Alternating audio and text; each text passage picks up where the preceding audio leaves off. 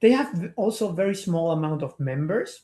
Like I think the average gym was about 300 members as well for those 300 square meters, are relatively cheap, and it's very, very familiar. So it's not unusual to sit there and see people after the training, for example, just sitting on the machines, eating a box of chocolates or cookies together with other people and drinking a mate in Argentina, having a chat. It's really a point of gathering for people, which is not usually the case in Europe, where most people just put the headphones on, get in, get out, want to know nothing with the other ones that are training there. Hello and welcome back to Hashtag Fitness Industry. My name is Andreas Bechler and I'm your host, author and consultant for the mainly German fitness market. In the first episode, we looked at the so-called DACH market, the market of Germany, Austria and Swiss, and the big player in it. Together with Hans Münch, we analyzed the unicorns and the leadership shifts in the Central Europe market, especially looking at the RSG group. We looked at Clever Fit and Basic Fit, and of course at Hyrox. Today, we are now leaving the continent of Europe and we are crossing the Atlantic to look at a region that is often misunderstood by global investors. When people talk about Latin America, they usually stare at the massive numbers of Brazil.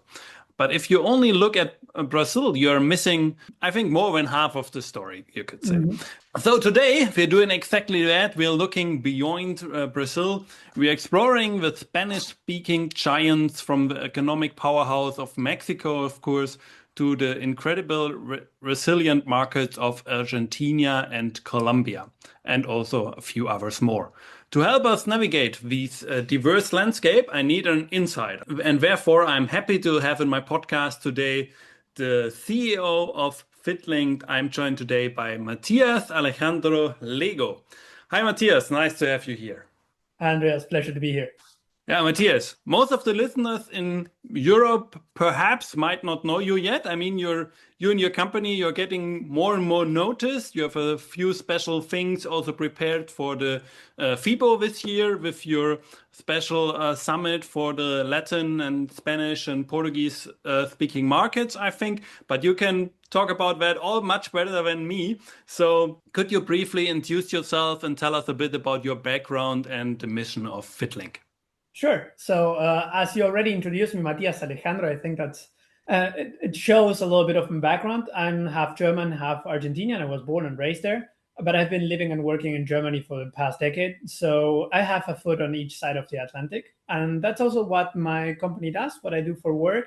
So we help build bridges across markets. We help build bridges across sections. So bringing operators together with cool solutions, innovative solutions, and on the other side to help the industry or the providers to connect with new markets or even to help them develop better in the markets they already are in. And maybe on the background side or what we try to do is we try to generate connection among all these different moving parts.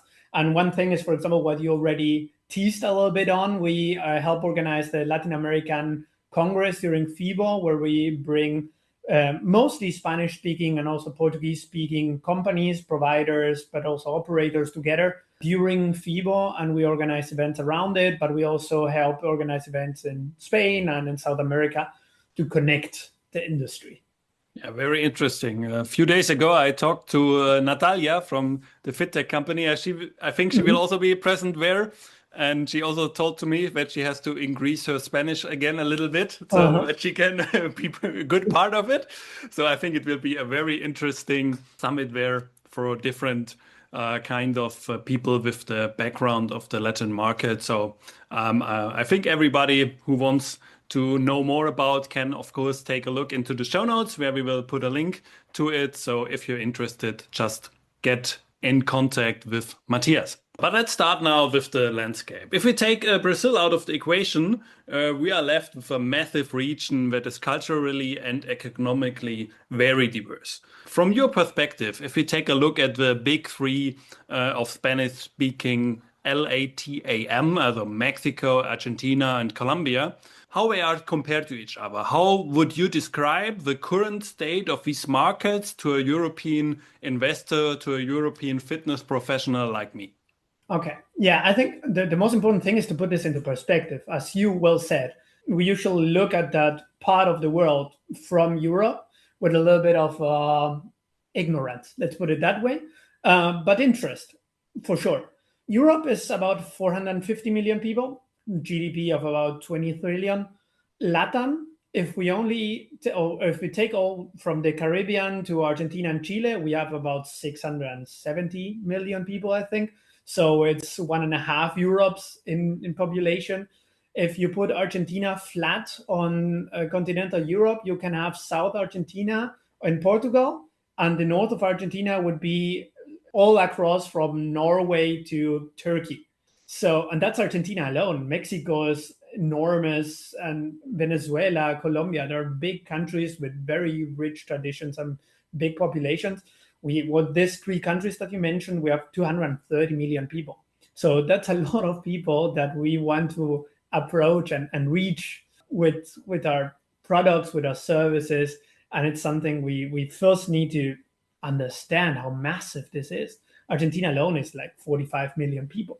And market-wise, it's a market that is economically a little bit behind Europe, of course. It's not as rich, but with very rich parts. So there are very Europe-like parts in all of these countries, and places that would look like a different planet for some Europeans that go there for the first time. We have, industry-wise, a very young industry. It's an industry that caters to a much younger population as well, and therefore has a completely different atmosphere. Gyms are different, the way they act are different, and also the whole economic uncertainties that is a characteristic from Latin American countries. Political and economical uncertainty is something that makes Latin American entrepreneurs and companies very, very agile. And I would say that is the main characteristic of the Latin American market: agility. Okay, very interesting. Let us zoom a little bit more into it, because I would be very interesting, especially from the point of view as someone who likes to go to the gyms. What kind of gyms are there? I mean, if I take a look at the European, mainly German market, yeah, we can see, okay, we have the big amount of, yeah, how we call it, yeah, single-owned gyms, yeah, the gyms owned by one person, one family, with not more than 4 to 5 gyms in total. We have the more and more gyms run by a chain, like Basic Fit, like the RSG group we talked the last time about, Clever Fit, and so on. And on the other side, we also have these micro gyms, the gyms not bigger than 200 square meter, and mostly have a very specialized thing they offer to you, like, for example, the EMS training or CrossFit or specialized women gyms and so on and so on. And this is so the typical thing of the German market, I know. But when we take now the look at these market in Latin America, is it also a little bit like that? Is it also very much run by chains, or is it more like the small gym run by one owner, perhaps in a favela or something like that? How I have to think about this market? So I think, and that goes a little bit back to what I was telling you on the first part, because there's, in the big cities, the similarities to Europe are very high.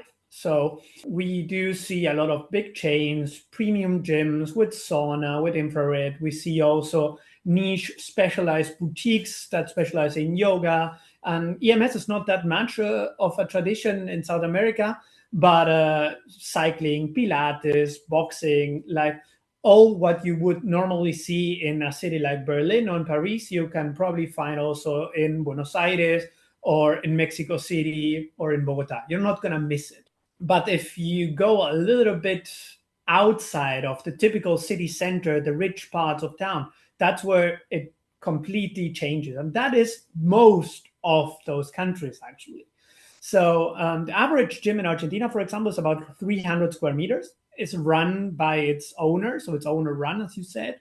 It's only one location. The trainer and the owner are usually one, and they have a small team that helps them. And it's very, let me paint you a picture of how a gym in Argentina would look like when I go there and I want to train around. So the equipment is not made by a traditional manufacturer, but they download or find plans for a machine or take pictures of a machine, send that to a smith, and that smith will prepare the equipment for them. Last time I was there, the check-in method. It was not like a control in your app and CRM system if you had paid or not. No, you had like a small card, like with a box with that you could have like a tick that you paid and a signature from the person you paid to in cash, of course, because we don't want to pay taxes for it. And then you just go across, like they would just unlock a chain and you can go through, and then they would put the chain back on. And that's if they have any. On the other hand, you have big gyms like SmartFits with completely automated solutions to get in and like the most modern system, and they have nothing to envy any of the big players in Europe or North America. So it's a very wide spectrum that we don't usually see in Europe. They have also very small amount of members. Like I think the average gym was about 300 members as well for those 300 square meters, are relatively cheap, and it's very, very familiar. So it's not unusual to sit there and see people after the training, for example, just sitting on the machines, eating a box of chocolates or of cookies together with other people and drinking a mate in Argentina, having a chat. It's really a point of gathering for people, which is not usually the case in Europe, where most people just put the headphones on, get in, get out, want to know nothing with the other ones that are training there. So it's quite different from the atmosphere. Yeah, very interesting. I have to say that it reminded me a little bit of the beginning of the German fitness market also, yeah. Like you said, yeah, that's the small gyms run by an owner who's also like the coach in the gym. Perhaps even it was sometimes in Germany, we know, for example, the story of Rainer Schaller, who did it in I think it was the house of his parents upstairs in the upper floor, and where he just ran it. And also the machines, I mean, he could not buy it really. So there are also owners I know who made the machines somehow themselves or know someone who could make it. So it really remembers me a little bit like that, beside the social point. Yeah, the social point, I would say, was never as big, but it could also be because of how Germans socialize, and it's a little bit different, of course. Differences, of course, yes. Yeah. So perhaps it was never like the social place for Germans, and perhaps will never be as it is in Latin America and also Spain, Italy, Portugal. I think they all have some different kind of way to deal with it when we Germans are. But very interesting to see. But one question more on this topic. As a person living in Latin America going to the gym, what mainly is where your focus on? Do you do it out of a lifestyle feeling? Is it part of your lifestyle? You do it of health reasons, or what is mainly the point why the people go there? I think the biggest difference, if we compare it with Europe, which is the market we probably our listeners will know best, is the public will be younger. Therefore, they will have other priorities. Aesthetics is more important, let's say, than health. Longevity is less of a topic, which is a hot topic here. It's much less there. It's more about aesthetics. It's more about lifestyle. It's about showing that you can afford it as well. We cannot forget that looks are a great way of social ascension as well. So also for lower income people, that's a way of signaling off a better standing and even opening up opportunities, even more so now with social media. So we have a culture of vanity that is quite different than Europe, a lot more nudeness on social media as well. It's just a standard. It's also warmer weather in most of South America. So it's also you see more of people, and therefore it's more important for them to look the part also into higher ages. Yeah, very interesting. Let us take perhaps a little bit more look on the economical part, because when you think about especially South America, I would say then you, of course, often get the news about high inflation rates where the people have to fight at the end with, because they have to take care of it. Their life, even with that, goes on, and they can take care of everything, buy everything they need, and so on. And when we take, for example, Argentina, where I know from my childhood where it was always a big case, having the high inflation rate.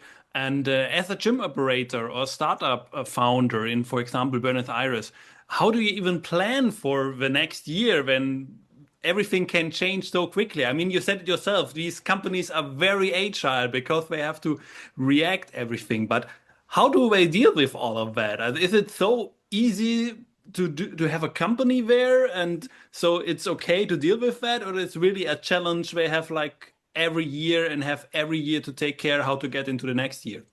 You definitely need some kind of strategy to go about it. I think that's one of the things that makes Latin Americans in particular, or better said in general, Argentinians in particular, like myself, more adaptive, more agile, because you're used to having the context change constantly, and you need to find new ways to get through the same place, get through the same door. So if we look at some numbers, I think 2024 inflation in Argentina was about like 120%. 2025 was much better. It's about 30, but still 30% inflation. For Argentinians, it's like a quarter of what it was the year before. But for Europeans, for Germans, it's the unthinkable. It would be absolute chaos and anarchy on the streets. And to survive it, I think entrepreneurs have like three main pillars that they need to consider or take care of. One is short pricing cycles. This 24-month membership thing that we do here it's a shoot in your foot. You cannot do that. You would hinder yourself. So you need monthly adjustments, quarterly adjustments. You even do that for salaries. You have salary negotiations happen in Argentina every 6 months, and that's normal. In Germany, you might have like 3 years without changing salary, because why would you have that conversation? So a lot of monthly adjustments, not yearly contracts. If you do yearly contracts, cash up front, so cash flow protection, cash up front, prepaid models. Don't rely on something like ZEPA, something like monthly payments, not without very, very high interest rates. So you could get a loan in the bank to buy a house with 100% interest rates, for example, which would be unthinkable for most Europeans as well. And of course, cost control. So energy control, payroll control, rent clauses, they all need to be revised frequently. And you need to be more adaptive and more agile. And you need to consider firing people, hiring people on a whim, renegotiate salaries, renegotiate rent, be able to change things as you go, because you never know what's going to happen in 6 months from now.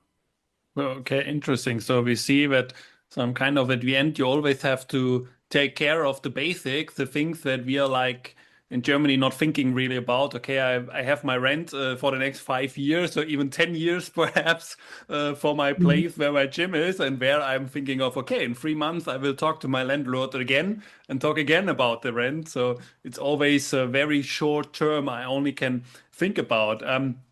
Yeah, If you but you take can defend market share with history. You can just rely on legacy. And that is something that Europeans need to be very careful about, especially Germans. Okay, very interesting.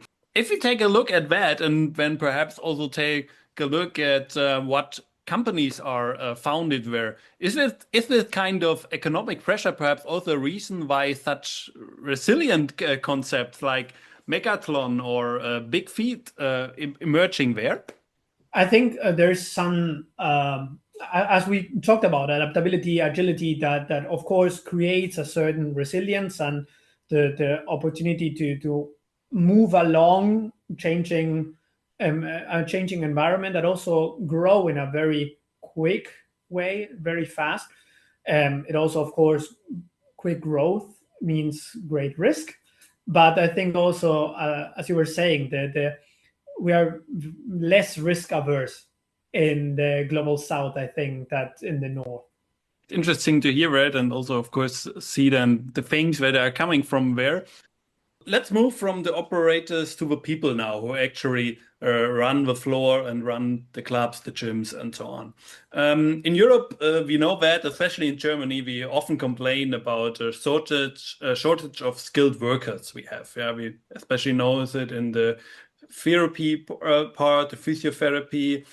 But of course, also if you ask gym owners, you will hear it from almost everybody that they have really a lack of skilled people. On the other side, we also heard from you now that in Latin America, we have a very young, very enthusiastic workforce, especially I think also in the fitness industry. So is it a thing there in South America to get people to work for your gym, to work for your club, to work for your business in fitness? Or is it more like that you can, yeah, search when you search for someone, you will get immediately the next one who will run your floor for you? I think the challenge is a completely different one. So I really can relate to the problem of getting skilled workers in Germany, in Europe, especially as a gym operator myself. This wouldn't be the case in South America, but the context is a context that most people in Europe can't even comprehend.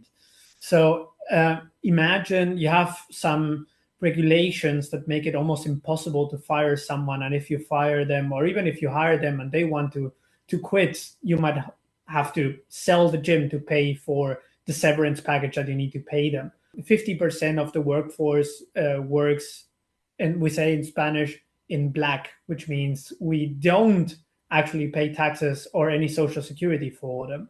So there are a lot of things that are so different that the difficulty is not to find someone that wants to work, is to actually create a work structure, work environment that is, on the one side, compliant to every laws and regulations you need in theory to apply. On the other hand, makes it economically feasible, and then to keep those people, because the good ones are usually the ones with the most opportunities.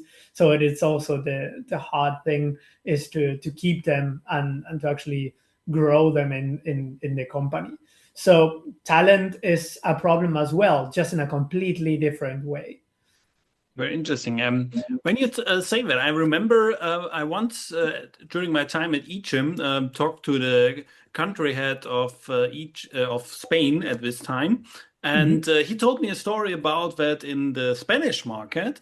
It was very usual that the customers were very much focused on the trainers. So if a coach, for example, would switch from one gym to another, many customers would also go with him. So it was like very much based on the coach if your gym could be a success or not.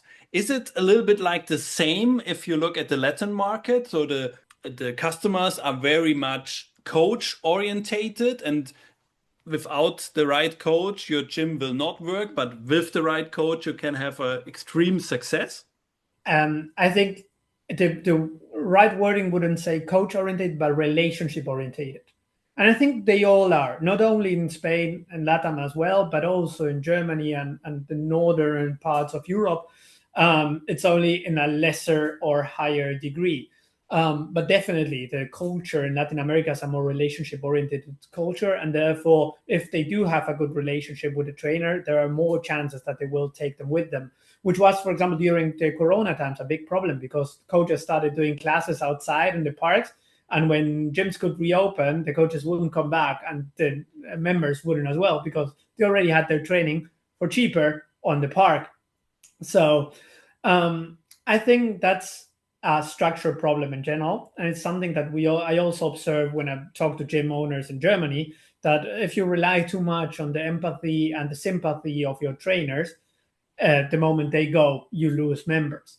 So it's about creating the right structures to actually coach the coach to do your method and to engage people and bond them to your location, instead of just letting coaches do their own thing and relying completely on their loyalty and unwavering trust for eternity, which won't happen. Okay, interesting to see. But also one more question to the people working in the market there.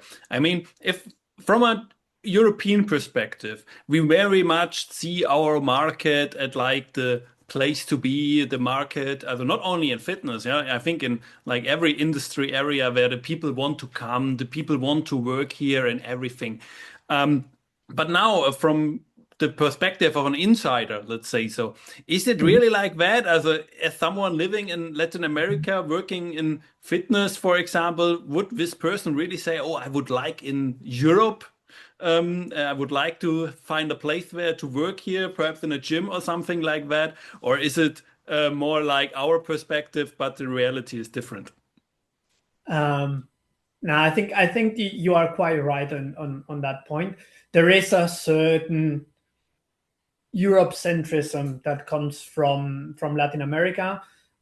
We can't forget most of the population in Latin America has some kind of connection to Europe, grandparents or something like that came from some European countries. 40% of Argentinians' population has an Italian passport, for example. So there is a certain intention, let's say, to move to Europe and search for a better life. That changes with the times. There are better times in LATAM where people would rather stay, and there are worse times where people just flee as soon as they can. I don't think it's an industry specific thing. They are well aware that also salaries in South America are much, much lower, especially in our industry, compared to the European ones. So it's also a money grab to say, okay, let's try to go to Europe and find a better job, a better place to live, and all that. So there's definitely an intention there, and for in some countries more, in some countries less, a willingness also to come to Europe and try to find a place inside our industry here. But with that said, it's becoming less and less Europe centric over the last few years, I would say. And other markets are starting to look more appealing and also moving closer to the Latin market. So as Europeans, we cannot just rely on that legacy and that everyone wants to come to Europe or the US, because that's not the case necessarily anymore. There's a lot of movement between Latin American countries, and there's also a lot of, they're getting much, much closer to China, for example. China's getting much closer to some of the Latin American markets, also as from the industry side, from the investment side. And I think in the future, we're going to see more and more bridges between markets that usually all wanted to come and go from Europe and US. And now they're going to start connecting more with each other. And that's going to impact everyone in the world, I think. Yeah, very interesting, especially to see that there's a little bit of shift in the market, in the connections between the market. And I think in fitness and in other industries, we definitely should keep that in our mind and think about that, how to how to not lose the connections that are already here. You said it yourself. There are connections, often family connections already in here. So there is possibilities to work on that. One thing, we already talked about it, but I would like to get a little bit more a deep dive into it. It's the cultural aspect. I mean, from the German perspective, we talked about, I would go to the gym, do my training there, and the social life for the most people, let's be honest, is not so much part of the gym. So most people just go there, perhaps meet a friend where it can happen, but definitely not like you said before, sit there together, eat together on the machines. I think even the gym owners would not like to see that eating on the machines, but this is another thing. Yeah.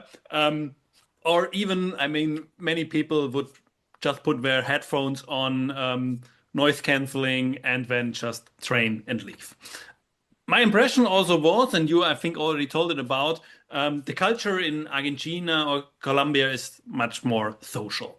Does this also influence how the gyms, perhaps in this case, more the gyms in the more wealthy areas, because the other one I do not think have any possibilities to change in design or something like that. But are the other gyms, the more wealthy gyms, the chains were especially designed also for this social part, or are they still very much like the Europe's one?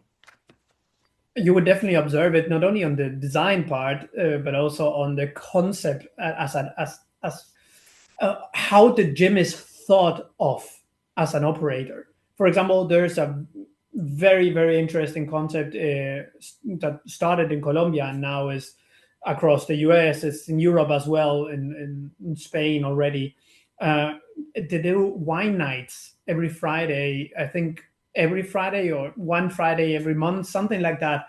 But they just serve wine. So you come in and you get a glass of wine and can just mingle around and talk to people. And so that's your Friday night social gathering is in the gym. I remember when I was a trainer in South America, I used to organize dinners with every person that I have a close relationship with on the gym floor, and just do like a meeting once a quarter. Let's say, hey, let's all get together and just eat something and just get to know each other. And people would just come, and we were like 20, 30 people in a restaurant that barely knew each other only from the gym. You see this also, for example, in the software that aligns more to the Latin American market. They just created something called Gymder, for example, in one of these big CRM systems in the Latin or the Spanish speaking market, which is just a connection. You can just swipe right on someone in the gym, but not necessarily only in a dating way like you do on Tinder, but also just, hey, I wanna talk to you, or you seem cool, you seem to have the same interest. Let's just get together to train on the same time or go to the same class. That is something that I imagine very hard to do in Finland or Denmark or Germany, but in Latin America is proving to be a huge success. So just connecting people from the software side inside the industry, which is quite interesting. Yeah, interesting. I think in especially Germany, it will also be a problem in case of data protection. Definitely, definitely. That alone shows you how different we think. Yeah. Yeah, very interesting to see. I think a few days ago I saw an advertise around Valentine's Day from a German gym doing something like that, but I was not sure because I was not in the gym and I forget which chain it was. If they really did it or if it was just were advertised. So it would be interesting to find out if they really did something like that and if it also worked out, because as the German perspective, I cannot really think that it worked out, but perhaps prove me wrong. Yeah, I'm here to say, okay, perhaps I was totally wrong and it also worked out in Germany, but at the moment I cannot really think that it would work here. Okay. But before we close today, perhaps we also take a look a little bit at the future and also at the upcoming 26. I mean, we're only in February, so there's still much to go in this year. Are there any specific trends or startups from the Spanish speaking regions that we in Europe should definitely keep an eye on? For sure. I think when Europeans think of Latin America, they don't really necessarily have a chain or a reference there. But SmartFit, for example, has nothing to envy giants like Planet Fitness or Basic Fit for US market or for the European market. They have over 1,800 clubs. They are across 15 countries. They have over 1 million members. So they have a big player worldwide. This Colombian chain I was talking about is having huge success in New York, now in Madrid, with interesting concepts, and they're starting to get into the European market as well. You talked about BIGG, for example, from Argentina, which is also a functional training concept, boutique style, that is growing very steadily over the last few years. Those are concepts that are winning space that is usually left without attention for us. So the European market is going in particular directions, and they are just filling the gaps that we leave open, and also the regions that we care less. So I think it's important to keep in mind that the center of the world for Europeans is Europe, but for Latin Americans it's not. So SmartFit is not necessarily looking at Europe and thinking, oh, we need to open gyms there. They have already a lot of locations all over Latin America. And I know they are looking to expand more in Latin America. So yes, there are stuff that we need to take a look at, but not thinking necessarily they will come here, but also what can we learn from there? What are they doing good there? And I think also on the provider side, we have a very, very big software base coming out of South America. It's cheap labor. They can work for European companies or for the European market from there for cheaper, very fast, and very good. The quality of some AI startups and software startups from Argentina, from Colombia, from Chile are very, very good. So we need to take a look at that and see if there's something we are willing to adopt. I think the biggest difficulty that those companies usually have is a certain bias that Europeans have towards companies that come from outside. But that's a little bit of where we come in and try to open up those doors for them, and also open up the minds of those that are looking at options to try new stuff and actually find a solution that works for them instead of what's offered to them. Yeah, thank you, Matthias, very much for everything you told us about today, especially the Latin American market. I think it was very, very interesting to hear about. It's a market, a fitness market I'm totally not familiar with. I'm also happy, and I think I also can pronounce that. We will, at a later episode, also take a look, of course, at Brazil with your colleague Martin, also from Fitlink. And it will be very interesting to hear also about this special market that has a special place in all of Latin America. And yeah, we saw Latin America is a very interesting market. We have like a very agile market at the end. I think we could say so, as of course, because of the special economic circumstances you have there.